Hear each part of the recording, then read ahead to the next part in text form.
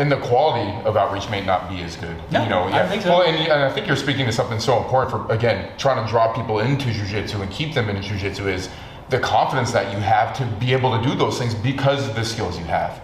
You know, they go hand in hand. Yeah. And I think people don't understand that in the beginning. Like, well, for our work, I mean, there's a hype of presuming a person wants police and presuming, it's not like a get rid of the law enforcement altogether.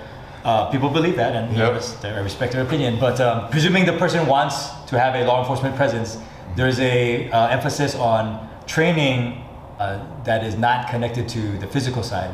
We need to have a person practice verbal de-escalation, verbal communication, dialogue, interaction, because that will prevent the physical in people's minds, or visuals. And that's I would agree with that, except for the fact that if you don't have the physical piece in place, the person will not be able to be as comfortable in an interaction in the first place. Right. So their demeanor will be at a more elevated state. Yep. And then you know, right? I mean, some of the calmest people that we know is like Jiu-Jitsu practitioners. Yep.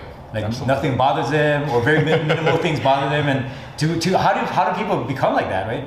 Part of it is this inoculation and this acclimation to stress, right? Of trying to have somebody not strangle you, or trying to have somebody not like hyperextend your arm or your foot or whatever, and that translates to non-physical stuff. Absolutely. And I think people don't connect that. But people don't understand that when you have the competency physically, you will be more comfortable talking to people just automatically. Yes. And then you can have some specific, like reflective listening, like, oh, I see what you're saying is like that. All is to me supplementing the physical, not the other way around.